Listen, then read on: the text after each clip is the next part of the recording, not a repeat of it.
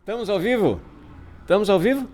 Aí, ok. Muito bem-vindo você mais uma vez aqui conosco no nosso Topcast Brasil. É sempre um prazer redobrado receber você aqui na nossa mesa com o nosso café. Espero que você tenha o seu café aí também, né? E nós vamos hoje tratar de um assunto que diz respeito a você e a toda a sua família.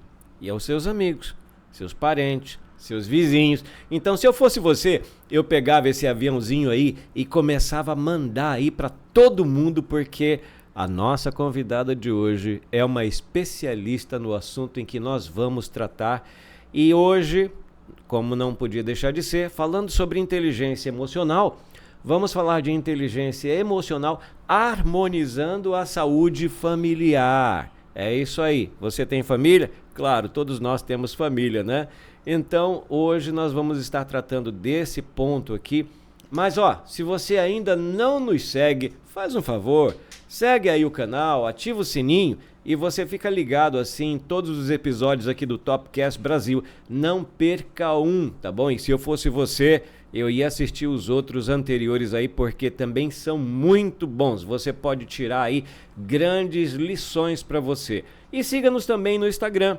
No Instagram, nós estamos lá como Topcast_Brasil, repetindo Topcast_Brasil. E eu também quero ser seu amigo pessoal. O meu pessoal é josuematos.1.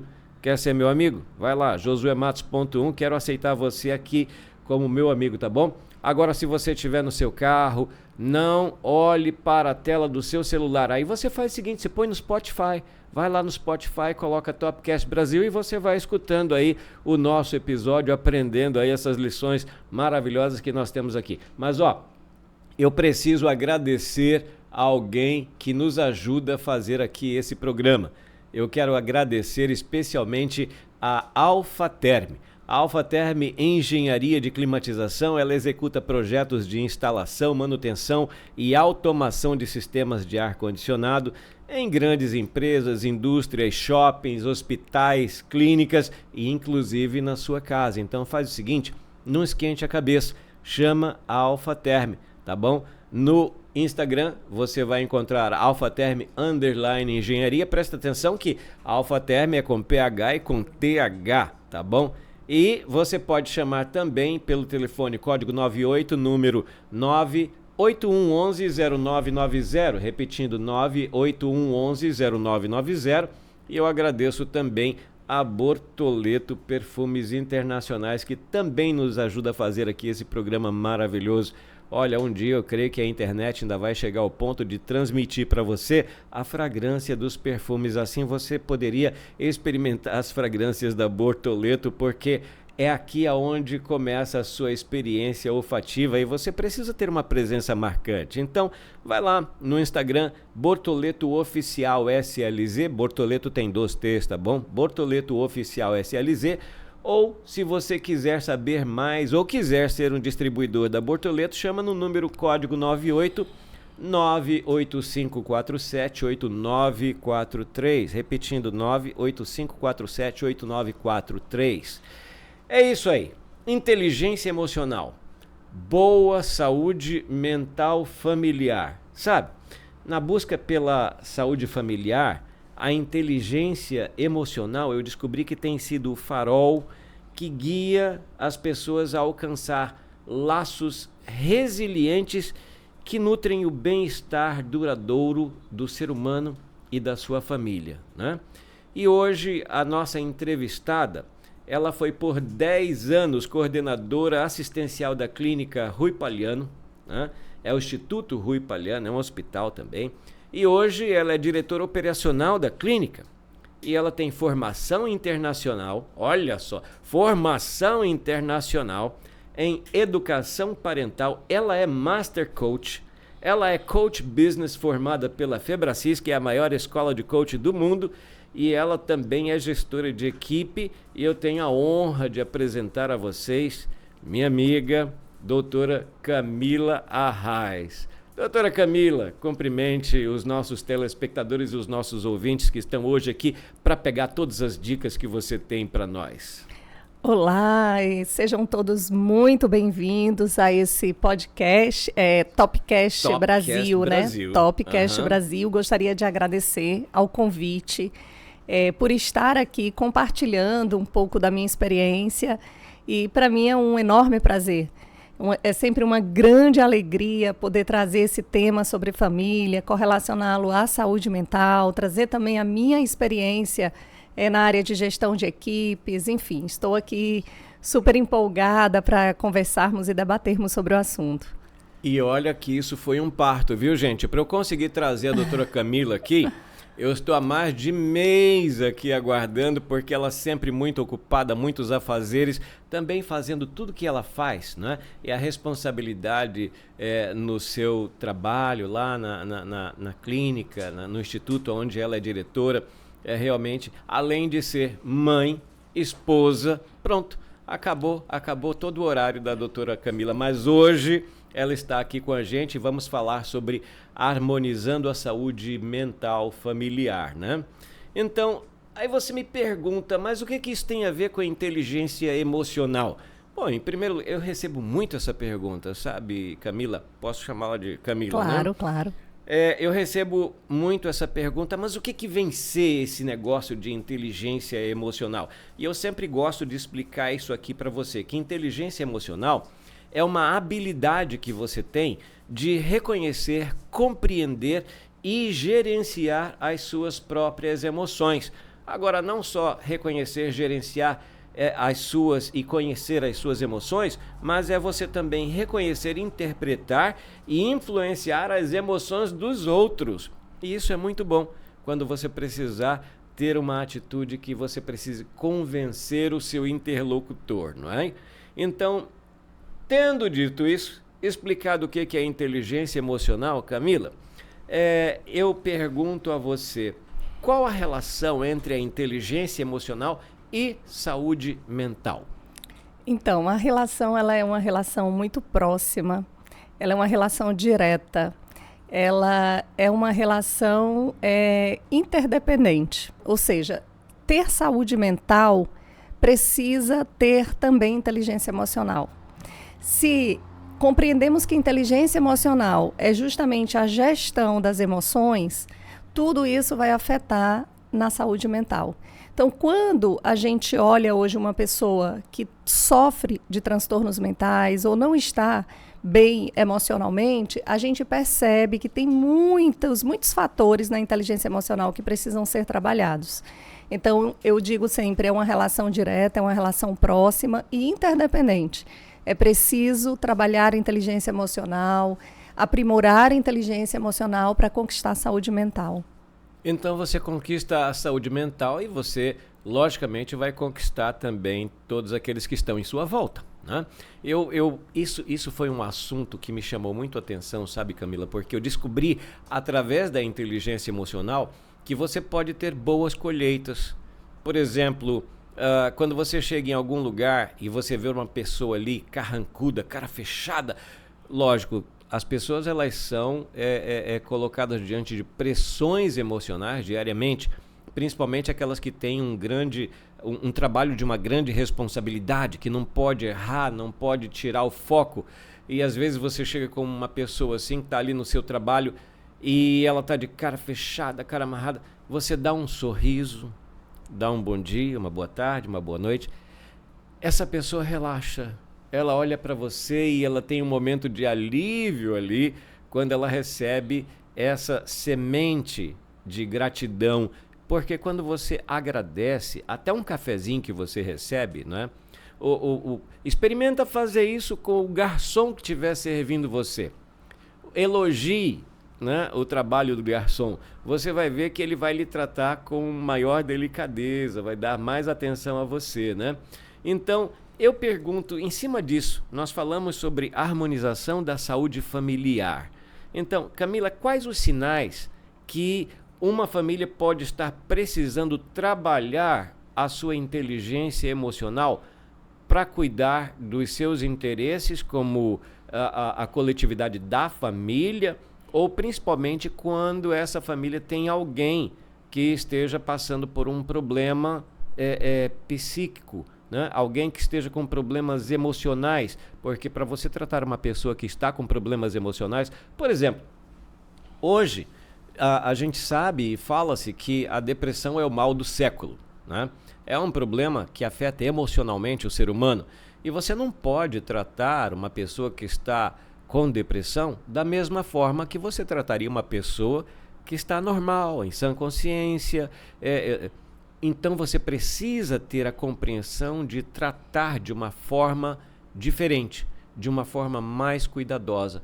E aí eu pergunto, em cima desses sintomas, que sinais essa família pode estar precisando ter para mudar a sua atitude em relação a um ente querido?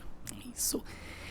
Josué, o tema família para mim é um tema muito caro, porque eu acredito que a família ela é a base de todo o nosso sucesso, como ela também é a base para o nosso fracasso. Eu costumo dizer que é o meu tesouro. Isso, Eu perfeito. creio que é o seu também, né? Sem dúvida, sem dúvida. Eu já vi que você tem 2 filhas lindas e maravilhosas. Tenho sim, Maria Elisa e Maria Cecília. Olha, só um abraço, um beijo para essas meninas lindas aí. Eu vi a foto de vocês aqui, que sua mãe me mostrou aqui no celular.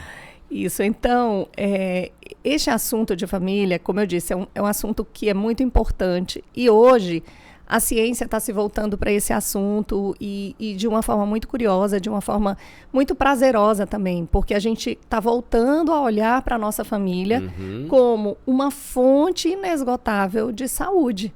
Sim. A gente precisa olhar para essa família como uma fonte de saúde. Muitas vezes, muitos processos de adoecimento, inclusive de ordem emocional, eles surgem muitas vezes de contextos familiares adoecidos, de contextos familiares disfuncionais. Então, entendendo que a família pode ser uma fonte de saúde, como ao mesmo tempo pode ser uma fonte de adoecimento, mas a nossa perspectiva é pensá-la.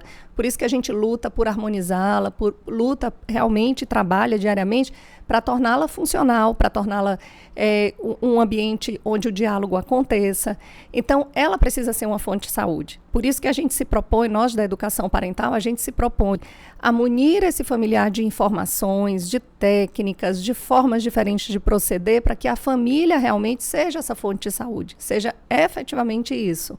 Então, existem alguns sinais de fato que a gente percebe que a família começa a entrar num processo de sofrimento, ou que esses sinais podem desencadear transtornos emocionais, sofrimentos, né, emocionais, porque às vezes tem uma doença, é importante que se diga que às vezes tem uma doença mental propriamente dita, mas antes da doença mental tem um sofrimento mental.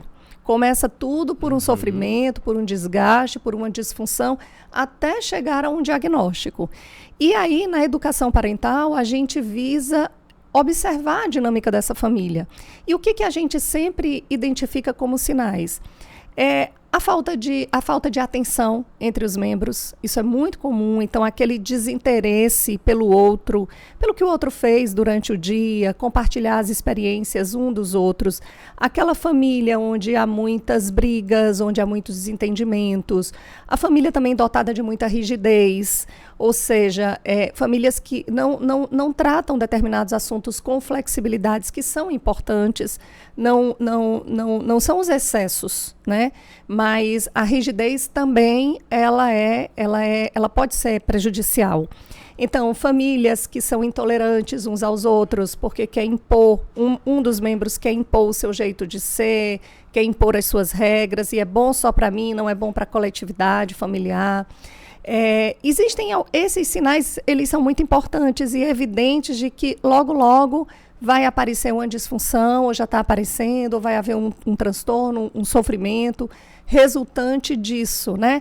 A dificuldade de se estabelecer limites, porque os limites, né, os limites que são inteligentes e que são bons para a harmonia familiar, eles são extremamente importantes, principalmente quando a gente fala da criança, do adolescente, num mundo que tem pregado muito a falta de limites, o que tudo pode, tudo é possível, tudo é permitido. A gente precisa fazer o caminho inverso e mostrar que o que é certo, né, e que precisa ser praticado pela família, para que essas disfunções não surjam. Então, esses sinais, assim, eu gostaria de destacar que a gente precisa identificar na nossa família, e olha que esses sinais, eles aparecem nas melhores famílias. Com certeza. Tá? Não tem endereço certo, né? E às vezes a gente acha que está tudo bem na nossa família, quando tem sempre algo que pode melhorar, que pode ajustar. Então é sempre bom que as famílias visualizem, né, o que está acontecendo no dia a dia, o quanto a gente senta para compartilhar as nossas experiências, o quanto a gente se comunica, o quanto a gente olha olho no olho, dá atenção para o outro, monitora, né, monitora crianças, monitora adolescentes. É muito importante o monitoramento hoje, que não é privar o outro de liberdade, mas só tem liberdade quem tem responsabilidade. Se você tem uma criança, um adolescente que você percebe nitidamente que ele não tem uma responsabilidade numa área, é importante dar limites, né? E monitorar essa criança e esse adolescente em tudo, nas redes sociais, no que traz na mochila, quem são os amigos, quais são os lugares que frequenta, porque assim você consegue prevenir de muitos males. Uhum.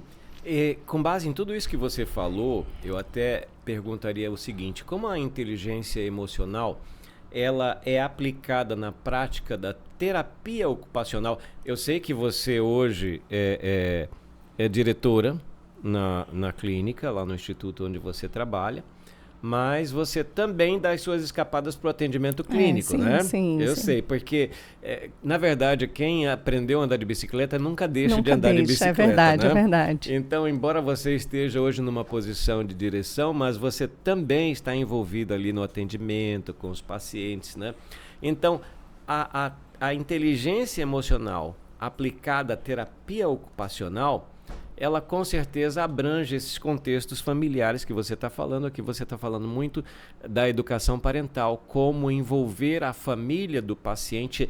Ali a importância não é só o paciente, é lógico que ele é o personagem principal, mas a família é todo aquele respaldo que ele precisa ter para ter uma boa saúde mental, né? Então, como essa inteligência emocional, ela se aplica junto com a terapia ocupacional num processo de tratamento de um paciente? Isso. Então, eu sempre digo que a nossa primeira formação a gente nunca esquece, né? Então, terapia ocupacional foi minha primeira formação, depois é que eu fui buscar administração, porque naturalmente eu sempre ia para cargos de gestão e eu precisava sair do amadorismo, né? Então, a administração veio depois, mas também é uma área que eu gosto muito. E, de fato, assim, a terapia ocupacional, ela é uma profissão que o terapeuta ocupacional, ele é um analista da atividade humana. Eu gosto muito desse conceito, que é um conceito lançado por uma autora da área de terapia ocupacional, que é a Marília Caniglia. Ela é uma autora mineira, exatamente, ela é uma autora mineira, e ela diz, olha, o terapeuta ocupacional, ele é um analista da atividade humana. E essa atividade humana, ela pode ser meio e ela pode ser fim. Então, quem é o cliente para a terapia ocupacional? É aquele cliente que ele precisa de uma reabilitação, porque algo nas suas atividades ocupacionais, nas suas atividades do dia a dia, podendo ser atividades de vida diária, como um simples ato de escovar os dentes ou pentear os cabelos, há uma atividade mais elaborada, como, por exemplo, uma atividade laboral, uma atividade no ambiente de trabalho. Então, um sujeito, uma pessoa que está com alguma desvantagem nessa vida de ocupação, ela é uma pessoa que, se acometida por algum processo de adoecimento, ela tem uma demanda para ser vista e avaliada e treinada e reabilitada por um terapeuta ocupacional, né? E onde é que a inteligência emocional se insere nisso? Quando uma pessoa, ela deixa de fazer o que ela sempre fez na vida toda, por exemplo, vamos pegar um exemplo aqui, de um idoso que ele sofre um acidente vascular encefálico. E ele fica hemiplégico, com a metade do corpo sem movimento. Ele sempre escovou os dentes, ele sempre penteou os cabelos, ele sempre dirigiu o seu carro, levou o seu cachorro para passear. Enfim, ele fazia suas atividades diárias. E, de repente, uma doença vem e tira parte do seu movimento, parte das suas habilidades.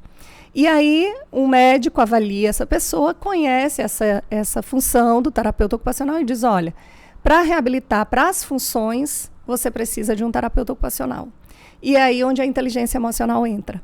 Porque essa pessoa, ela precisa de inteligência emocional para aceitar a nova condição de vida, para treinar novas habilidades, inclusive às vezes mudança de dominância. Ela fazia tudo com o braço direito, ela vai precisar fazer com o braço esquerdo, né? Ela precisa de criatividade, a criatividade está relacionada à inteligência emocional. Ela precisa lidar com as frustrações de muitas vezes não conseguir mais fazer o que sempre fez, né?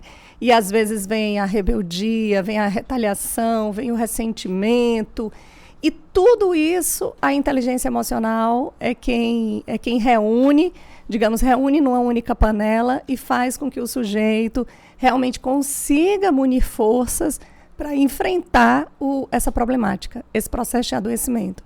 Então, eu sempre digo, o terapeuta ocupacional precisa entender de inteligência emocional, porque na grande maioria das vezes ele vai lidar diretamente com clientes com inteligência emocional completamente abalada.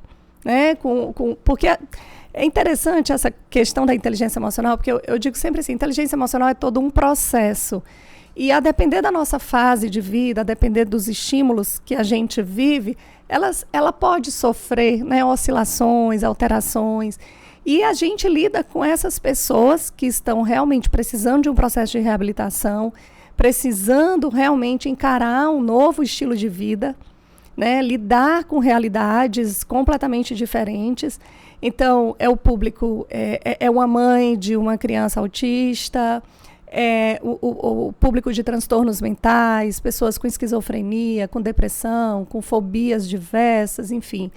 E pessoas com lesões neurológicas, né, como eu citei a questão do AVE, pessoas com lesões traumatológicas, então não era cadeirante, passou a ser cadeirante, e como encarar uma nova vida agora numa cadeira de rodas, né? Então, enfim, assim, tem que estar atrelado ao dia a dia do terapeuta ocupacional, trabalhar com a inteligência emocional do outro também, saber lidar com o outro a partir disso. E sabe, Camila, quando você estava falando isso aí, me veio à mente uma situação que talvez muitas pessoas, talvez você, possa estar enfrentando isso hoje na sua família. Às vezes não é necessário nem que aconteça um acidente vascular, uma enfermidade, enfim, alguma coisa que possa parar o ser humano das atividades que ele vinha fazendo. E isso me lembrou a situação do meu pai. O meu pai, ele, quando se aposentou, que ele parou de vez, ele mudou completamente o estilo de vida dele, né? Ele era advogado de formação, ele foi procurador público, né? O promotor. E quando ele parou, eu comecei a analisar a vida do meu pai e essa vida passou a se resumir numa cadeira em frente à televisão, uma cadeira de balanço onde ele ficava ali horas. E eu vi aquele homem envelhecer do dia para a noite de uma forma assustadora e eu me preocupei. E eu disse, meu pai está morrendo. E eu creio que por inspiração divina e com o uso da inteligência emocional, eu também sou advogado de formação. Eu um dia cheguei com ele e disse, pai, eu estou com um problema seríssimo. Primeiro apresentei um problema e ele se preocupou com o filho. Sim. Eu estou com um problema seríssimo. É porque eu tenho uma ação que é uma ação muito importante lá no meu escritório e eu preciso de alguém com seu cabedal de conhecimento que possa dar o suporte necessário para que a gente possa fazer face a essa ação jurídica que nós temos que defender. E eu preciso de alguém com o seu calibre para poder nos ajudar no escritório. O senhor estaria disposto? Sim, claro que sim. Quando podemos começar? Eu disse, amanhã mesmo. E aí, então, quando foi no dia seguinte que eu cheguei lá, eu já encontrei o velhinho, já não era mais velhinho, já estava todo disposto com o seu paletó e gravata, o seu penteado, com aquela babosa no cabelo e pronto para ir para o trabalho, né? E eu, então, preparei uma sala para ele lá, uma sala exclusiva para ele, com uma mesa bem bonita, onde ele poderia atender. Recomendei à secretária, olha, você atenda muito bem aí o meu pai no que ele precisar, café, água, se ele precisar de alguma coisa da rua, chama o office boy, manda buscar. Enfim, olha, foi uma renovação de vida para ele, né? Ele se sentiu útil Sim. E ele voltou a fazer aquilo que ele gostava de fazer, que ele amava fazer. Então, quando uma pessoa para, né, as suas atividades, isso é um grande choque na vida dessa pessoa. A aposentadoria traz isso, né? Afastamentos, né? Isso. E eu achei fantástico esse seu exemplo, né? Porque é um exemplo familiar, né? O seu próprio pai. E neste exemplo, você traz vários conceitos interessantíssimos da inteligência emocional. Primeiro, que eu gostaria de destacar, você foi sensível ao olhar para seu pai. Enquanto muitos filhos estão super, mega ocupados, né, e acreditam que esse comportamento pode ser um comportamento natural da velhice, da terceira idade, ele já está aposentado, então o ritmo dele precisa ser esse. Vamos deixar ele quietinho mesmo. Acha que ele tem que descansar, né? Ele não precisa realmente, já trabalhou a vida toda, não precisa mesmo fazer nada, faz parte da velhice esse quadro, falar menos, pensar menos, se impor menos, enfim. E aí todos costumam a deixar esse idoso sempre para o lado, né? E você teve a sensibilidade, isso é inteligência emocional, né? Você teve a sensibilidade de perceber o seu pai. Aí mais do que isso, gostaria de destacar, não só a sensibilidade, mas você agiu, a ação, né? Então, porque não adianta só a gente ter inteligência emocional, saber teoricamente o que precisa ser feito e não fazer. Então você se aproxima do seu pai, né? E tenta ouvir esse pai. Tenta entender o que está se passando com o outro. Porque a gente, aí trazendo para o contexto familiar, o que é muito comum, isso eu vejo sempre nas minhas práticas semanais de atendimento a familiares na área de educação parental. Os membros das famílias, uns julgando aos outros. Então, eu conheço desde que eu nasci aquela pessoa, vivo com ela, ela é daquele jeito, ela não muda, ela faz isso por conta disso. Então, começa uma série de julgamentos em cima do outro, sem a disponibilidade de ouvir, de verdadeiramente entender o que o outro está passando. Porque muitas vezes a gente escuta, não para entender, mas para julgar. Então, você se aproxima do seu pai, tenta entender, e você busca, né, através da sua criatividade, que também é um atributo da inteligência emocional, como que você pode resgatar esse pai. E aí você valida esse pai. A sua proposta, né, que é de chamá-lo para o ambiente de trabalho e te ajudar no que precisa ser ajudado, você valida esse pai. Você diz, eu preciso de alguém com a sua expertise. Não é qualquer pessoa, é o senhor que eu preciso. Isso já dá para ele um novo ânimo, uma motivação para sair daquela condição. Imagina, Josué, se as famílias agissem dessa forma.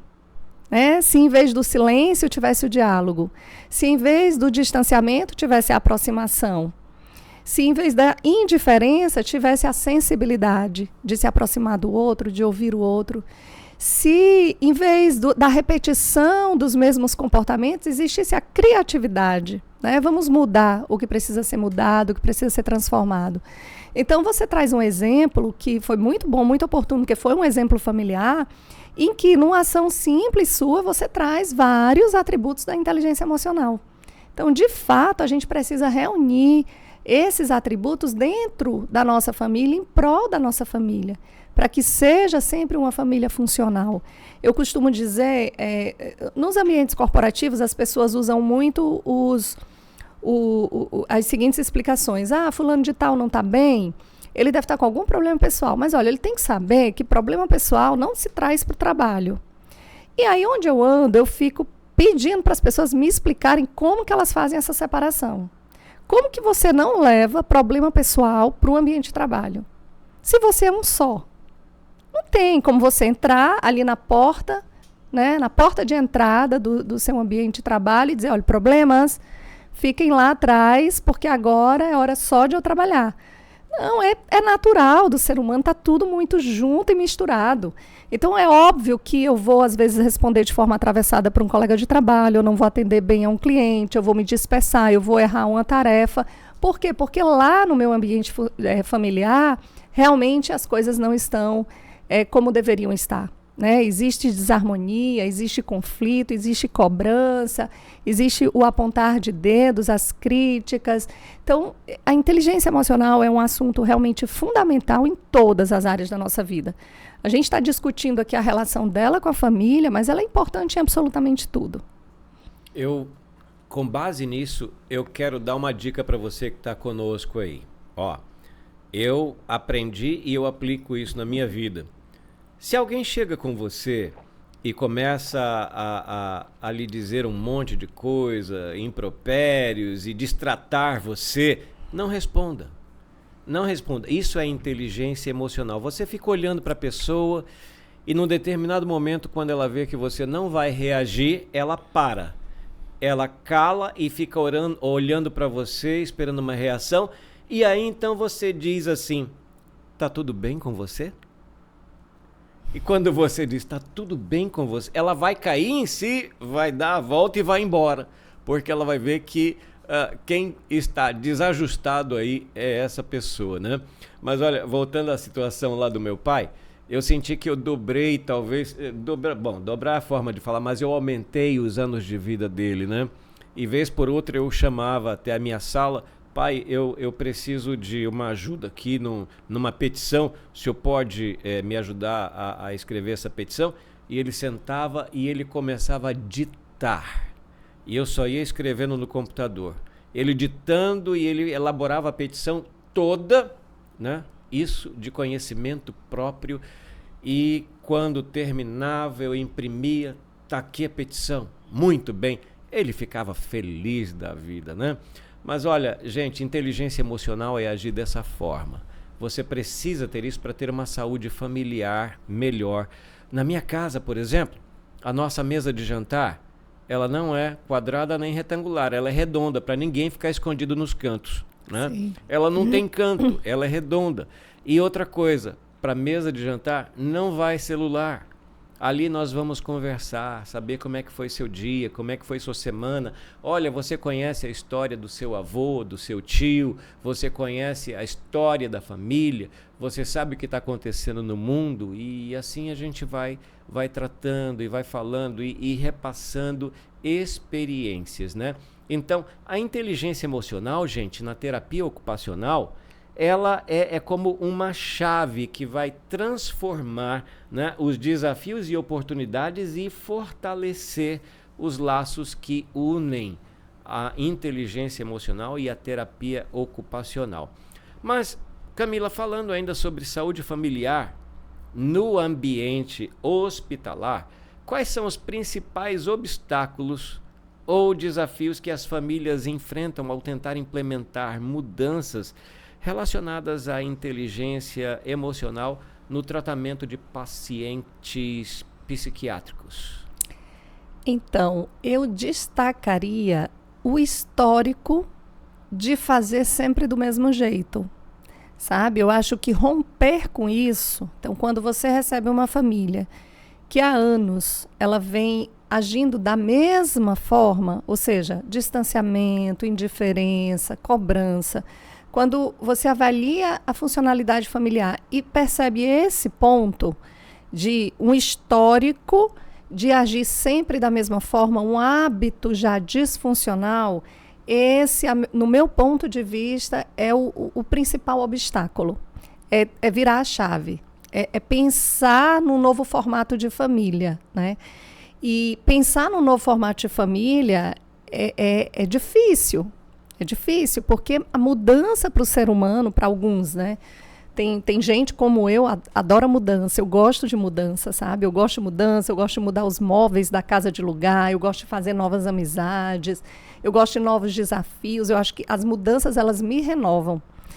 Mas muitas pessoas não gostam de mudança. Mudar é sinônimo, vem medo, vem várias sensações que são ruins. Então, mudar um formato familiar, quando eu venho há anos fazendo da mesma forma, é um grande obstáculo, porque a gente percebe que sem a presença da família e a presença de uma família que realmente se preocupe com o outro, que se engaje no tratamento, a gente não tem muito sucesso no tratamento, principalmente no tratamento de doenças crônicas, que, por exemplo, as doenças mentais são consideradas doenças crônicas.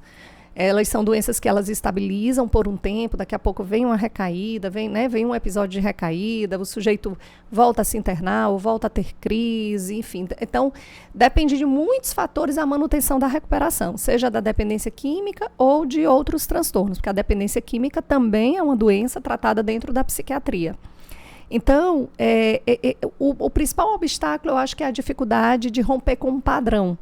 Então, quando você traz para a família novos conceitos e o que claramente precisa ser reajustado, isso causa um certo choque. Para um pai que, por exemplo, está com um filho usando drogas diuturnamente, ele vai buscar o filho na boca de fumo e a gente diz, olha, você precisa abraçar seu filho. Mas, não, doutora, como assim, abraçar? Não, mas não tem... Acho que eu abracei meu filho quando ele era criança. Eu falei, então vamos abraçar. Não, doutor. E quando eu coloco isso num plano de ação, sabe, Josué? Porque na educação parental, primeiro a gente escuta quais são as dores da família, quais são as dificuldades que a família enfrenta, e a gente não foca no doente. Muitas vezes a família, ela se surpreende com isso na minha primeira sessão, porque o foco não é o doente, o foco é a família, é o todo. Né? E eles acham assim que eles vão chegar, né? Porque normalmente eu recebo os pacientes encaminhados dos psiquiatras que trabalham conosco, e eles chegam no consultório e eles acham que eu vou entregar uma fórmula mágica para que aquele sujeito adoecido se recupere e que a família viva harmonicamente. Aí quando a gente vai conversar sobre essa dinâmica familiar, eles mesmos vão me pontuando o que está disfuncional. Eu falei, tem abraço? Tem reunião familiar?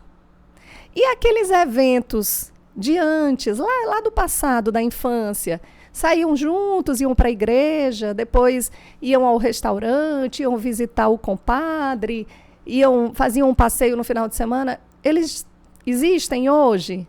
E o quanto que a tecnologia tem atrapalhado a comunicação, né, olho no olho. E aí eles é quem vão sinalizando o quanto de elementos disfuncionais estão presentes na família. Depois disso, a gente traça um plano de ação. E é aí, no segundo momento, na devolutiva, é que vem as inúmeras dificuldades. Por exemplo, lá no plano de ação tinha o abraço, tinha o resgate dos eventos familiares. E aí isso que para uns é uma coisa tão simples, porque algumas famílias não perderam isso, de fato não perderam. Nós não podemos generalizar que está tudo um caos, um verdadeiro caos, não, tem famílias que prezam por isso. Mas é impressionante que nessas famílias que eu trabalho, que são as famílias de pacientes psiquiátricos, como isso é difícil se estabelecer. Mas a gente tem uns cases de sucesso. Quando essa dinâmica muda, quando essas rotinas mudam, o que isso é acrescentado, sabe? E aí as famílias relatam, nossa, se eu soubesse que o caminho era tão simples assim, né? Quer dizer, você precisa às vezes, isso é uma coisa bem curiosa, mas você precisa às vezes ouvir isso de um especialista, uma coisa que é tão simples, né? Mas às vezes você precisa ouvir isso de um especialista para colocar isso em prática, quando está na nossa cara, né? Que é tão importante, que é tão simples, mas realmente isso se transformou em ciência. Né? Na educação parental, a minha formação é com base na psicologia positiva. Então, essas relações, elas são muito privilegiadas. Né? Quando você dá o exemplo aí pro ouvinte de que você se cale, né? É o que a gente chama de pausa positiva. Né? Então, você se cale diante de uma afronta, porque ali não vai te levar a lugar nenhum. Duas pessoas exaltadas, né?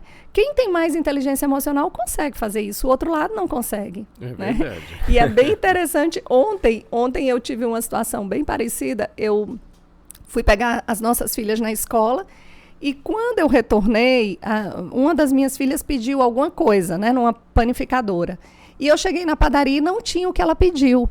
Aí, quando eu entrei no carro, eu falei assim, agora a mamãe vai colocar o cinto de segurança em vocês para a gente seguir, né, até a nossa casa. Sabe o que a minha filha fez, Josué? Minha filha ficou de cabeça para baixo no banco de trás do carro. 5 anos. Ela ficou literalmente cabeça para baixo no carro. Falou assim, não, eu não vou botar o cinto de segurança. E comigo nessa posição, a senhora não vai conseguir colocar. Claro, obviamente, eu sou uma pessoa que estou em construção para minha inteligência emocional, muito eu preciso trabalhar, mas eu podia até, pedido forças com ela, né? Você vai virar agora e eu vou colocar seu cinto e tal, e ali se tornar uma situação extremamente estressante. Então, com inteligência emocional, a gente entende que o primeiro e mais importante passo é o diálogo. É o mais importante passo, filho. Olha a dica aí, gente. Olha a dica, presta atenção, anota a dica aí. Sempre partir para o diálogo. Então, filha, por que você não quer colocar o cinto? Porque não tinha umas coisas que ela queria na padaria. Eu falei, não tinha hoje, mas pode ter amanhã. Você precisa mudar de posição, porque a mamãe não vai dirigir com você de cabeça para baixo. Depois eu vou lhe mostrar a foto, que eu tirei uma foto para mostrar para o meu esposo, para o pai delas.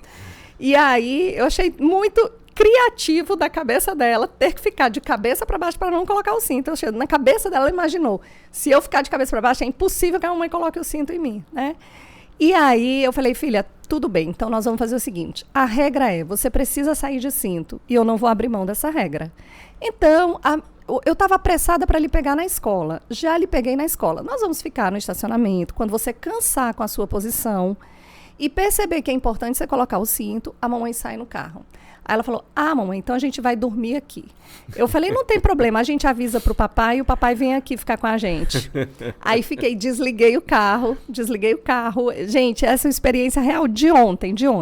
Desliguei o carro e fiquei, e ela ficou muito curiosa naquela posição. Acho que na cabecinha dela, será se a mamãe não vai sair mesmo? Será se eu não vou ganhar essa luta, né? E a minha função ali era educar e dar um bom exemplo. Não é medir forças com aquela criança, que muitas vezes, se eu for medir força com ela, eu posso perder.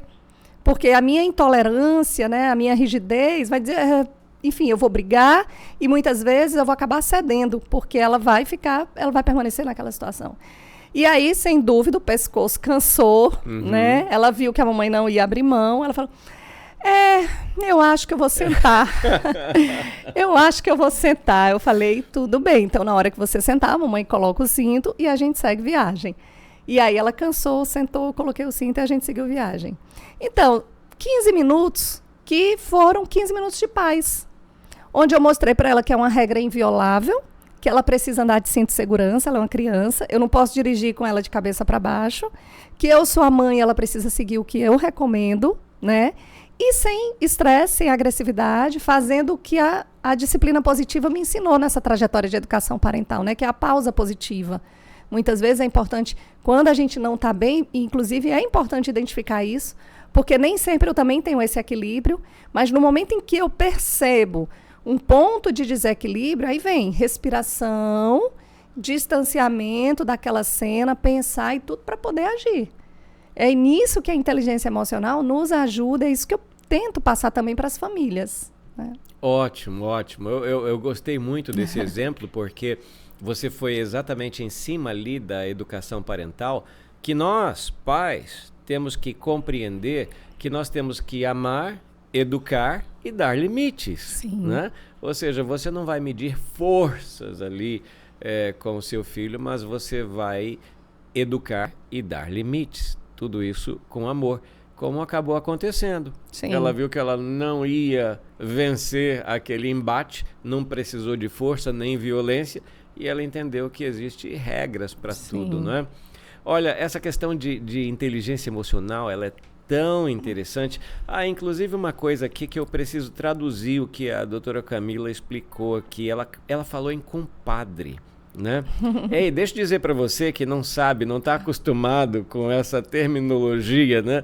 Mas compadre não é só aquele amigo que pula a quadrilha de São João, mas compadre é uma pessoa amiga tão chegada que às vezes até se confunde com um parente, né? Membro da família, verdade. Exato. Então, compadres são essas pessoas assim.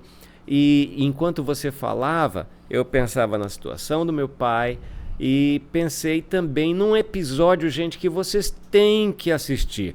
Vai aí no canal do Topcast, procura o episódio com a Cessé Gideon, tá? Leniência ou artrose, né? Foi um episódio fantástico com a Cessé. Ela é uma senhora de 98 anos de idade, por sinal, ela vai estar fazendo aniversário agora, por esses dias. Oh, parabéns! 98 anos de idade e ela contando que ela ficou viúva, teve que criar os 3 filhos, né? E aos 60 anos de idade ela começou a ter uma série de enfermidades e tomava N remédios. E alguém deu uma sugestão para ela que ela procurasse uma academia, que ela fosse fazer musculação. E ela começou a fazer musculação aos 60 e pouco anos de idade. E ela faz musculação até hoje. Ela tem 98 anos de idade. É uma pessoa completamente independente. Ela viaja sozinha. Às vezes algum amigo encontra Cecé, tá lá no aeroporto em Fortaleza. Cecé, você por aqui? Vim dar uma volta aqui, tomar uma praia aqui diferente, né? Então, você não precisa parar no tempo, ou porque você aposentou, ou porque você já tem uma idade avançada. Você não precisa se entregar. A sua inteligência emocional vai lhe ajudar a ir em frente. E se você aliar isso a uma terapia, porque você precisa da terapia ocupacional, gente. Então, a terapia ocupacional impulsionada pela inteligência emocional desvenda caminhos para você que vão trazer equilíbrio e resiliência, transformando desafios em possibilidades.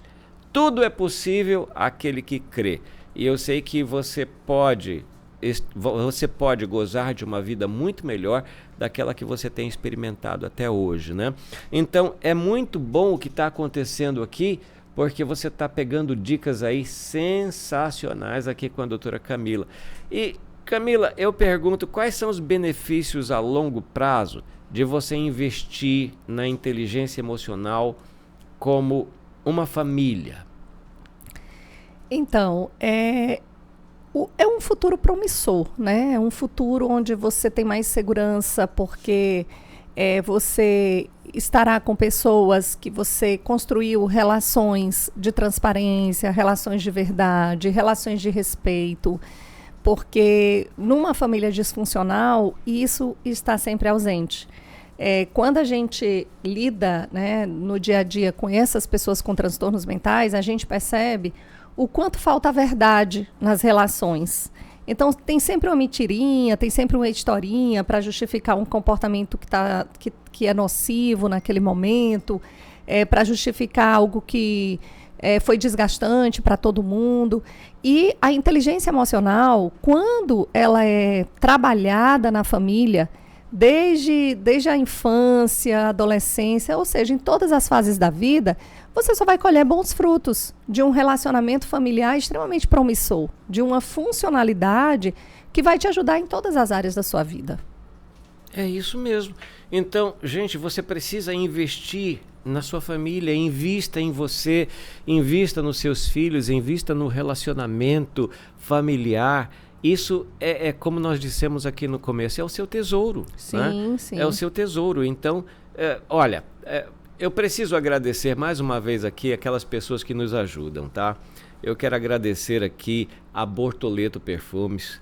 E se você pudesse estar aqui, você ia ver a fragrância que tem aqui no ar do nosso estúdio, né? Por quê? Porque eu uso Bortoleto, gente. E eu sei que você precisa reforçar a sua identidade e você pode fazer isso com um perfume marcante. Então, acessa aí Bortoleto Oficial SLZ, tá? No Instagram. E você pode também fazer o seu pedido, ou se você quiser ser um distribuidor Bortoleto, liga aí, o código é 98 e o número é 985478943, repetindo 985478943. E não esquente a cabeça. Se você tem andado de cabeça quente, procure aí a Alpha Term Engenharia, tá bom? A Alpha Term, ela executa projetos de instalação, manutenção, automação de sistemas de ar-condicionado em clínicas, hospitais, shoppings e até na sua casa, tá? No Instagram você vai encontrar Alpha Term _engenharia, ou você pode acessar pelo celular, código 98, número 981110990, repetindo 981110990. 3890. Camila, como a inteligência emocional pode impactar a dinâmica familiar em casos de saúde mental? Então, é o que eu já venho falando, né? Quanto mais a família tem inteligência emocional, trabalha a sua inteligência emocional, mais ela promove pessoas sadias. Imagina, eu trouxe agora esse exemplo, o exemplo de ontem, né? Das minhas filhas. Outras mães poderiam ter partido para a agressão dessa criança, ter xingado essa criança, ter dito coisas que acabassem com a autoestima dessa criança, que a tornassem crianças medrosas ou, enfim, com sentimentos de menos-valia. Tudo isso desgastando, né, fragmentando essa inteligência emocional que está em processo de construção. Sua filha tem 5 anos, 5 né? anos. As duas São gêmeas. Né? Elas vão fazer 6 agora. Inclusive, é dessa idade até os 7 anos que o caráter da pessoa está sendo formado, né? Isso. Algumas teorias falam sobre isso, né? Sobre a formação da personalidade nesses primeiros anos de vida. Sim. É óbvio que o ser humano ele está sempre se melhorando, né? Sim. E se, enfim, se experimentando e se reformando. Mas esse equilíbrio, né, que eu consegui passar nessa experiência de ontem é fundamental para a geração de filhos saudáveis. Eu estou trazendo essa experiência porque eu falei aqui, né?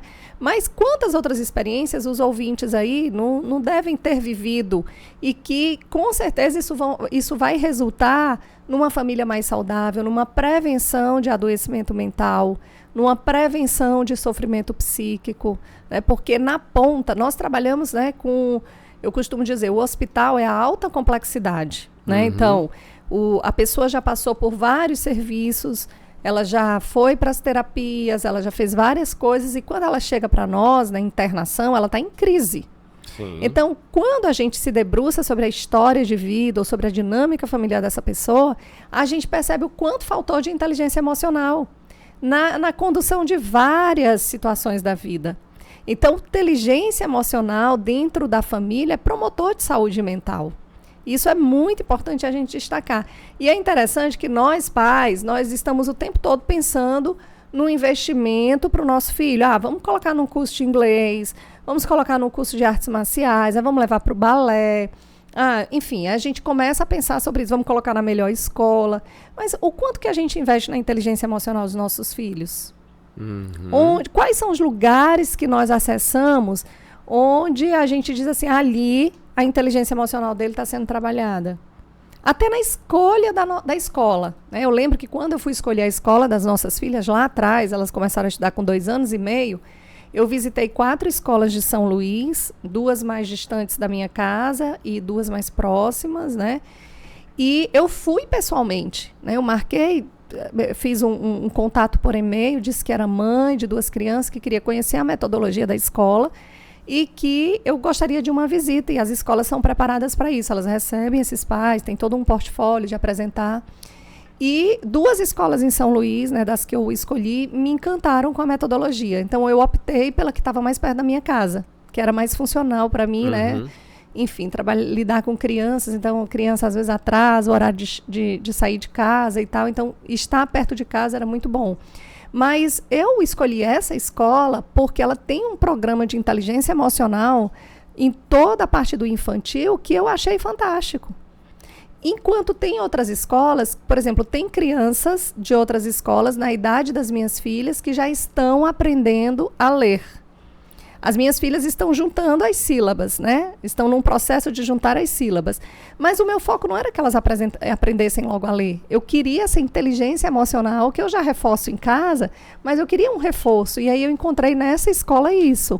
Então é importante que os pais verifiquem isso, né? Não busquem só os cursos, né, para aprimorar outras áreas da vida, mas aprimorar a inteligência emocional. Isso é muito importante. Então, aliar a inteligência emocional a tudo que você puder na sua vida é muito importante.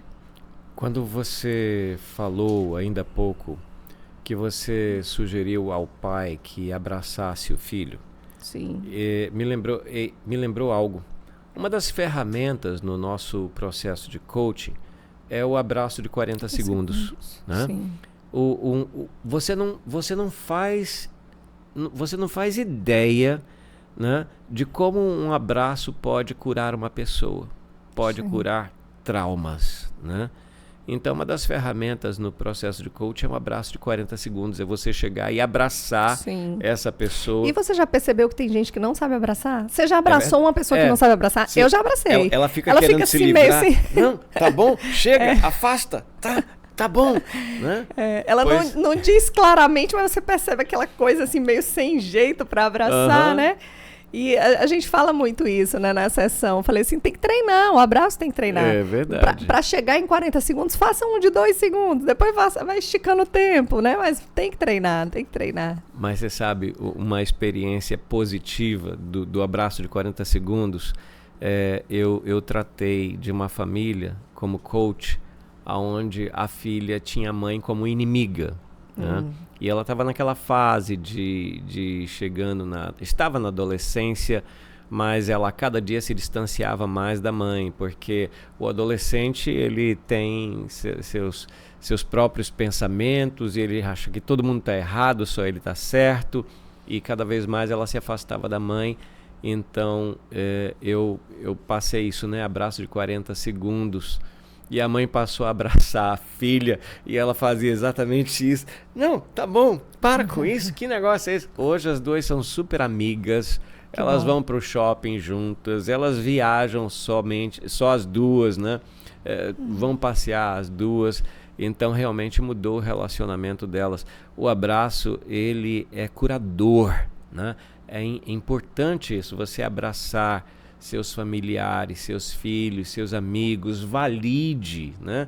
Valide cada um deles, elogie, isso é muito bom, porque às vezes a criança vem, por exemplo, do colégio, papai, olha, eu tirei 9 na minha prova, e tem pai que diz, não fez mais do que sua obrigação. Meu Deus do céu, não faça isso. Sim. Elogie, valide seu filho, né?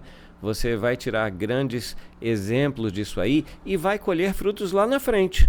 Quando você estiver na sua velhice e chegar no momento que o seu filho tiver que cuidar de você, né? Ele vai lhe levar para uma casa de repouso ou ele vai acolher você na casa dele e te abraçar? Aí você vai fazer a diferença, né? Vai fazer toda a diferença. Sabe, Camila, como coach, eu atendi uma pessoa que me procurou para fazer um processo de coaching business, né?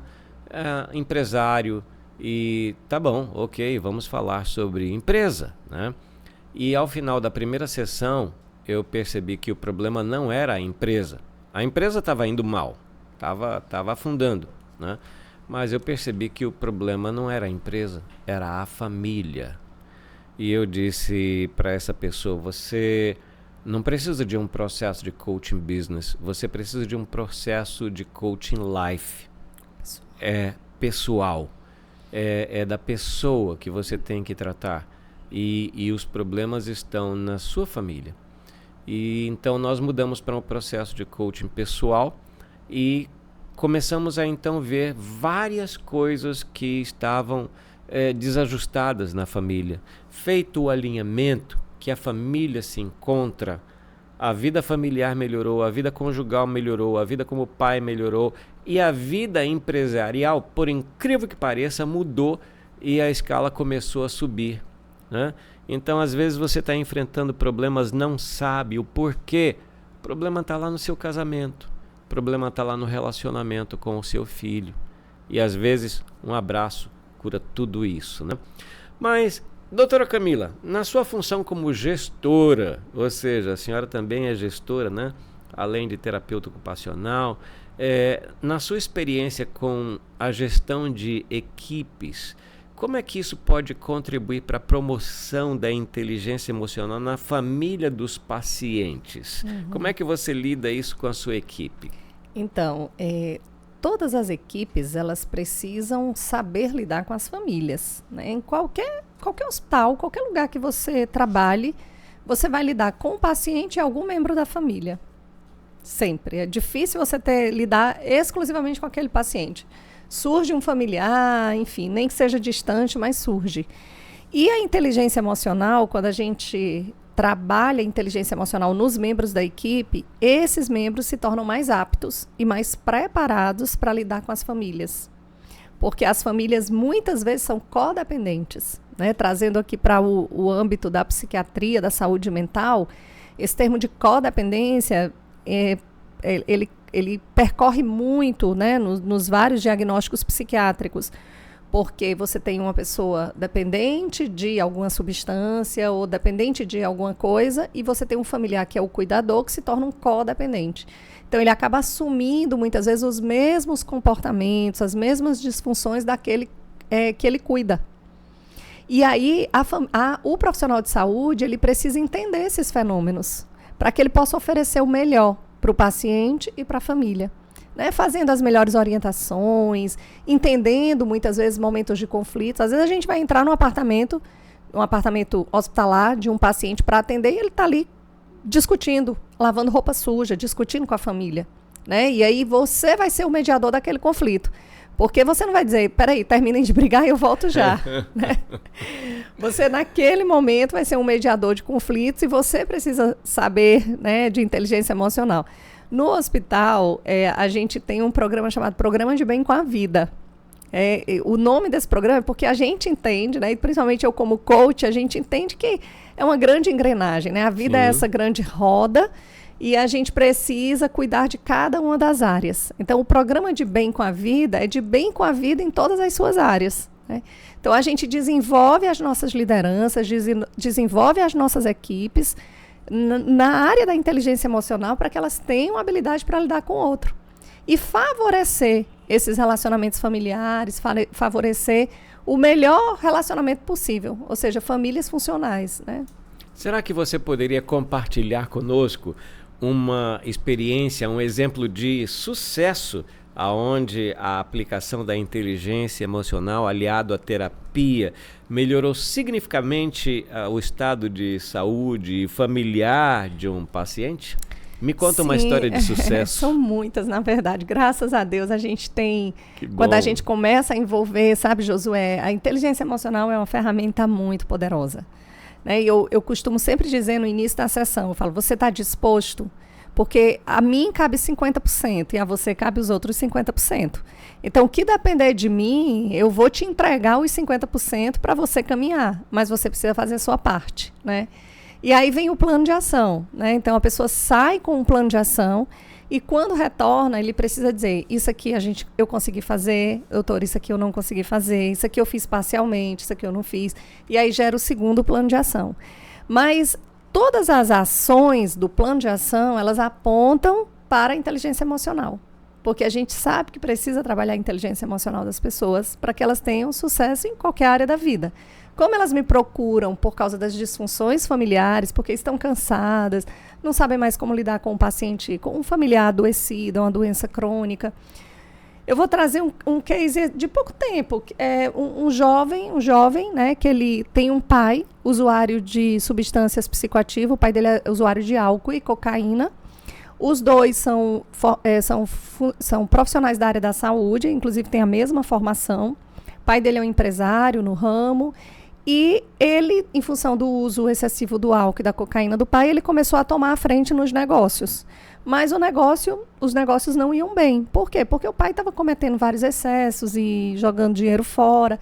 E o pai havia se internado conosco, né? Fez uma internação conosco, foi desintoxicado, enfim, saiu com vários conceitos na área de psicoeducação para prevenir recaídas, treinamento de habilidades, enfim, manejo de fissura. E aí o pai passou 4 meses sem fazer uso de substância e recaiu.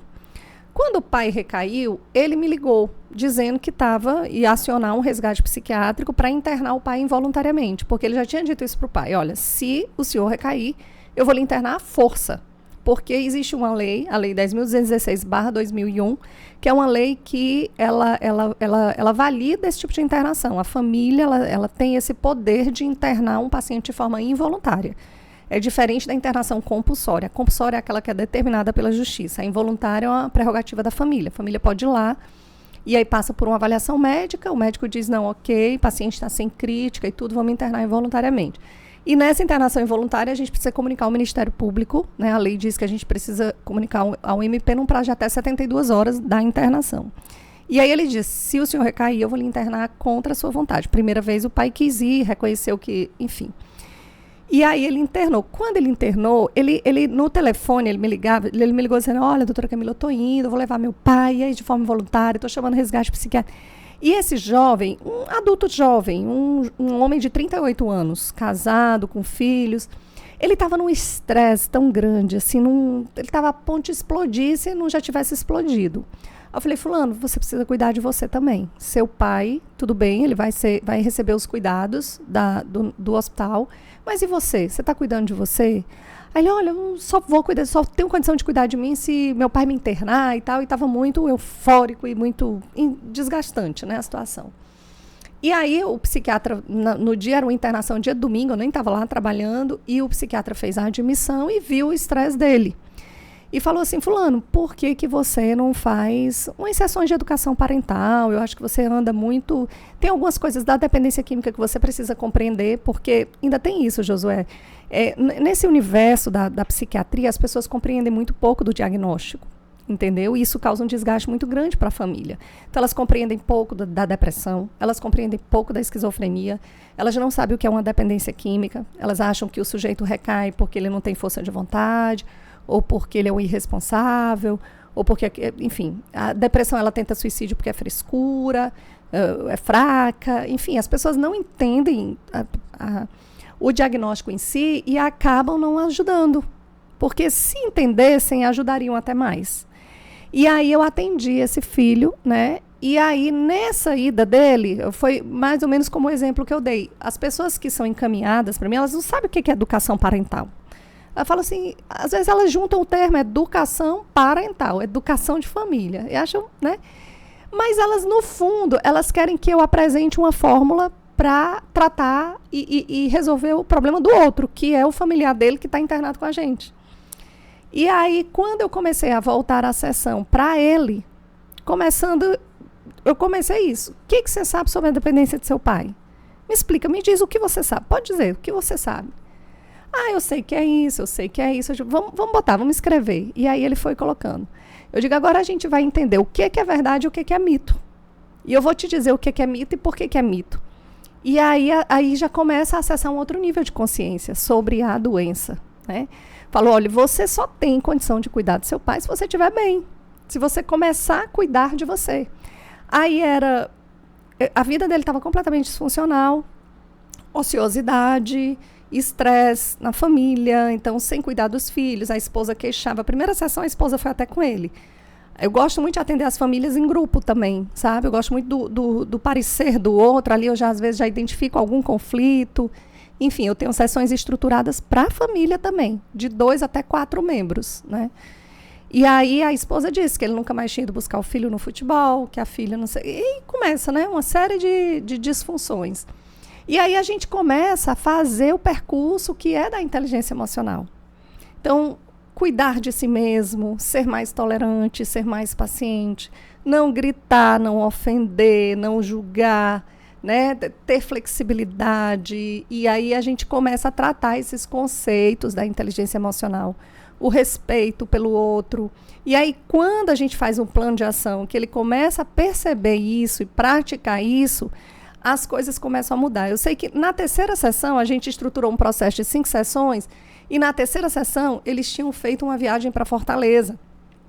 A esposa disse que já estava há 2 anos sem fazer viagens nenhuma, sem sair de São Luís, e eles tinham feito uma viagem para Fortaleza, e ela já estava começando a perceber um marido renovado, né? Assim, já pensando mais na família, já pensando mais também em mudar alguns estilos de vida. Era um jovem que nem bebia e tinha passado a beber.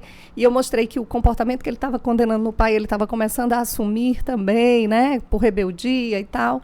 Então, assim, foram 5 sessões muito promissoras, de forma que ele começou a dialogar melhor com o pai, né? Inclusive, uma das dicas que foram muito valiosas foi que ele tivesse uma conversa tão franca com o pai dele, que o pai dele pudesse sinalizar para ele nos momentos em que batia a fissura, ou seja, o desejo de usar drogas, para que ele pudesse fazer alguma coisa de produtiva com o pai, ou de criativa. porque aí a fissura podia tomar uma outra direção. Então o pai passou a fazer isso com ele. Quando o pai dizia, olha, meu filho, eu tô ansioso, já estou começando aqui a suar minhas mãos e taquicardia, vamos fazer alguma coisa? E aí ele entendia que era um pedido de ajuda do pai, e aí eu sei que graças a Deus, né, graças a Deus em primeiro lugar, porque está acima de tudo, e ao trabalho de toda a equipe, né, e as sessões de fortalecimento desse jovem, esse pai já ontem completou 8 meses em processo de recuperação, entendeu? E ele, um jovem mais fortalecido, entendendo mais sobre a doença do pai, com mais recursos para ajudar, em vez de estar julgando o pai o tempo todo, né, mas um jovem que agora se posiciona, que escuta o pai, que abraça o pai, né, que entende que aquela dependência química é o resultado de muitas dores, de muitos problemas, de muitos vazios. Então, ele tem agora uma nova visão sobre o adoecimento do pai. De forma que ele disse para mim, na última sessão, ele disse, doutora, o que mudou é que, por incrível que pareça, eu estou mais tolerante com meu pai. Antes eu já estava querendo repartir tudo, olha, fica com teus coisas, me deixa com... Porque eles têm uma rede de um determinado negócio, não vou falar para não identificar, mas ele já queria dividir. Ele queria, olha, pai, fica com os teus, porque os teus excessos estão respingando no que eu cuido. Fica com os teus, acaba com o que tu tens e eu vou cuidar do que eu tenho. E aí eles resolveram não fazer isso e estão tocando, né? Estão tocando com as dificuldades, enfim, da própria fase, mas com mais habilidades para enfrentar a problemática. Sabe, Camila, você trazendo isso para nós aqui, eu acho muito importante, principalmente para aquelas famílias que não conseguem identificar esses tipos de problemas, essas disfunções emocionais que um ente pode estar passando, né? Então, tem muita gente que tenta radicalizar a situação por não entender essa falha emocional. Porque o ser humano ele só se toca quando está sangrando, né? Ah, está sangrando, precisa ir no médico. Mas se você não está sangrando, ele não reconhece que o sangramento é interno. É lá nas emoções. Perfeito, Então, tem muita gente que pode estar passando esse tipo de problema hoje com um familiar, com um pai, com um filho, o que seja. E numa situação como essa, alguém que assistindo hoje aqui, você reconheceu que tem um familiar com esse tipo de problema, pode procurar ajuda onde? Com quem? Sim. Fala de onde você trabalha, como vocês atendem, como vocês podem ajudar. Sim. Primeiramente, eu queria dizer o seguinte, ninguém é problemático porque quer. Você acha que é? Claro, ninguém quer ser problemático. Eu não. Gosto tanto de sair com fulano, ele é tão pra baixo, eu adoro sair com ele. Adoro me endividar, adoro traficante batendo na minha porta, né? Eu adoro usar droga e, enfim, perder a noção de tudo. Ou então, eu adoro ser conflituoso no trabalho, ou eu adoro desfazer meu casamento, sabe? Assim, eu gosto sempre de ter esse olhar sobre as pessoas, sim, porque qualquer que seja a pessoa difícil que você tenha na família, existe um motivo por ela estar daquele jeito. E aí a gente tem que fazer o caminho de volta, né? E tentando entender o que tem bloqueado, o que existe de crenças ali, de fatores limitantes, o que existe de dificuldades reais por ela não conseguir agir de forma diferente. Eu acho que isso é fundamental para você entender o outro. Inclusive entender que diferenças não são defeitos, né? Diferenças são diferenças, não são defeitos, né? Todo mundo pode melhorar, pode se transformar, pode atingir uma versão melhor a cada tempo, né? Inclusive, eu acho que enquanto a vida, há uma nova versão a ser acionada, né? Enfim, a saúde mental hoje no Brasil, ela é bem precária, sabe? Ela é bem precária mesmo.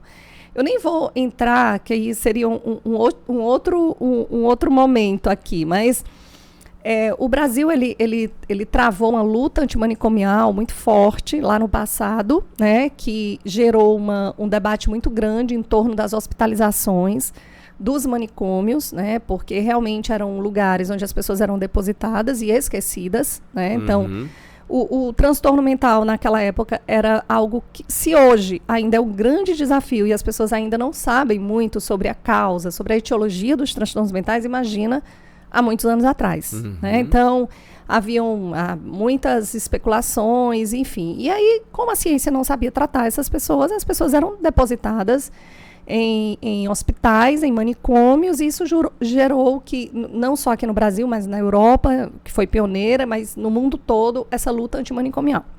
Essa luta antimanicomial, eu chego já nos serviços, essa luta antimanicomial, ela resultou num grande processo de deshospitalização.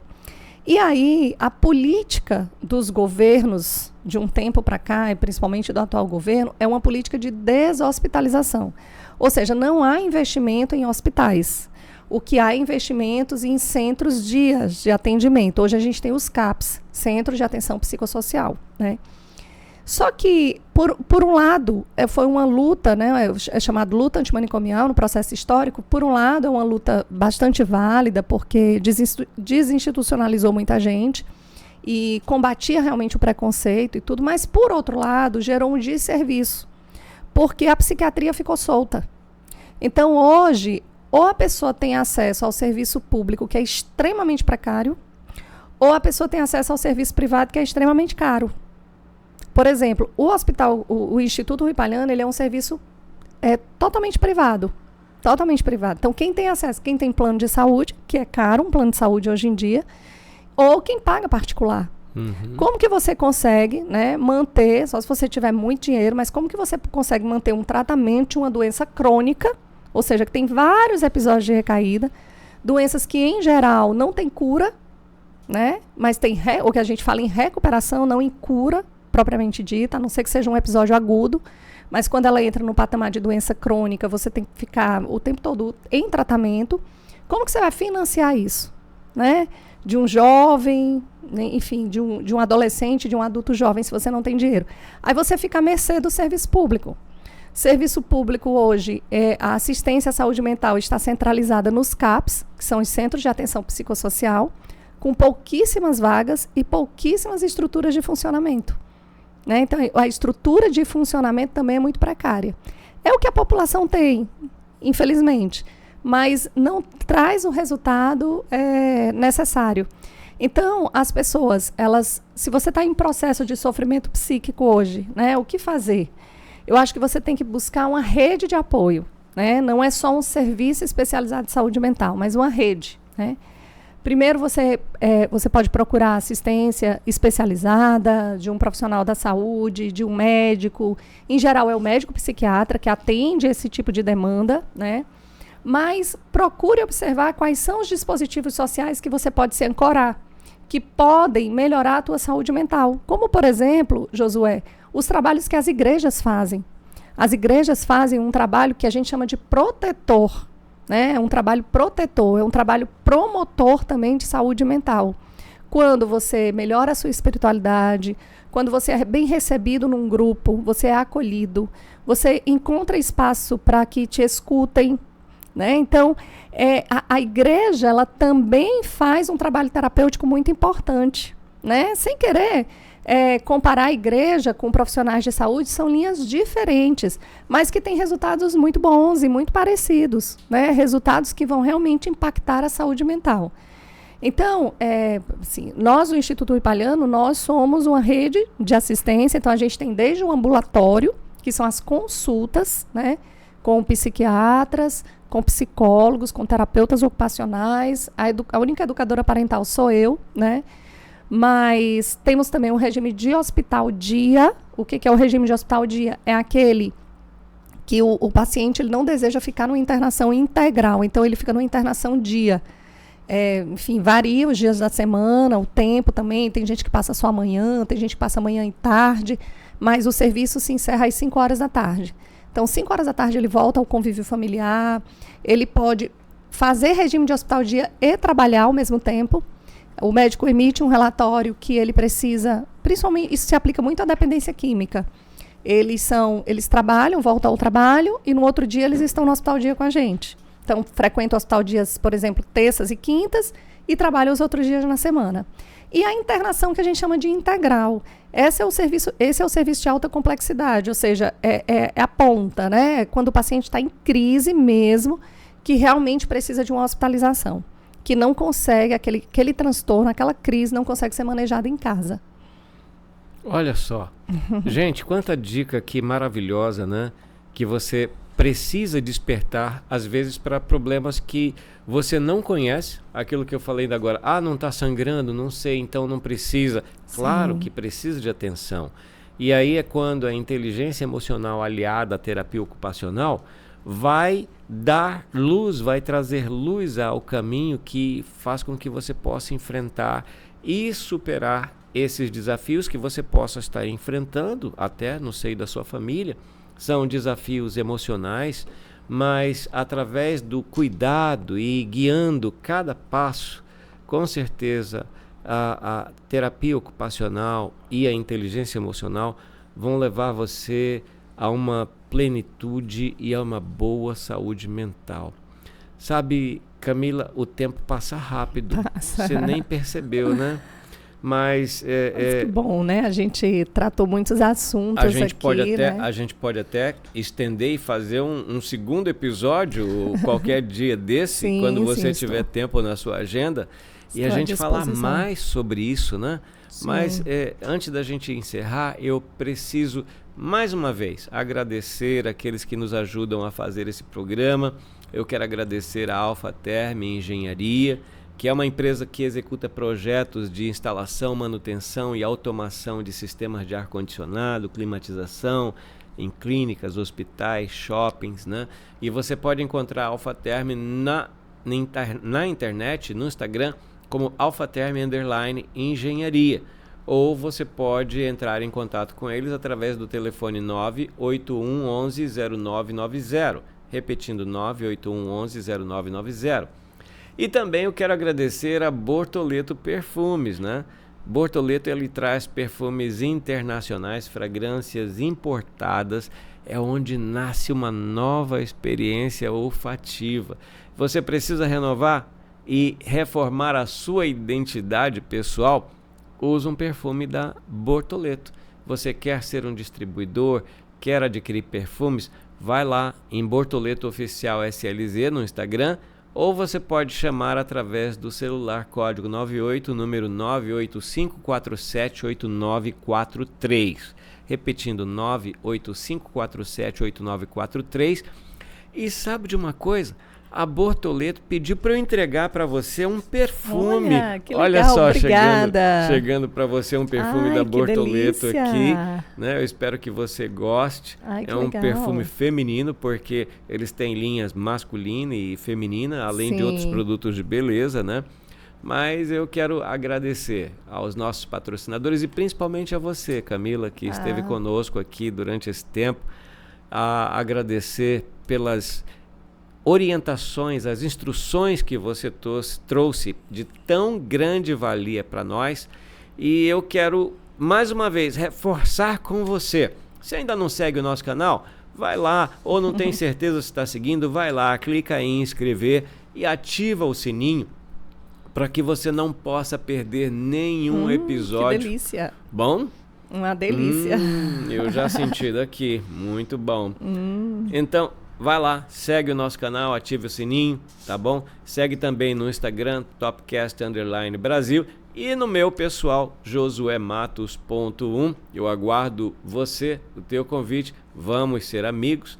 E eu quero te convidar a estar conosco no próximo episódio, na próxima quarta-feira. Obrigado, Camila. Obrigada, Deus abençoe você, sua família. Amém. As suas filhotas. As famílias de todo o Brasil, né? De todo o planeta. É verdade, né? E vamos agradecer a Deus, viu, gente? Ele é que é o autor da vida. E foi ele que escreveu o manual, né? Verdade. O manual da vida. Então, leia a sua Bíblia. Tá tudo lá. Tudo lá, né? Se você fizer isso e parar hoje, fizer uma oração, Deus vai falar com você, com certeza. Obrigado, obrigado a Ele, obrigado pela vida e vida que segue. Vamos nós, porque quarta-feira tem mais, gente. Muito obrigado. Tem mais, obrigada. Tchau, tchau, tchau.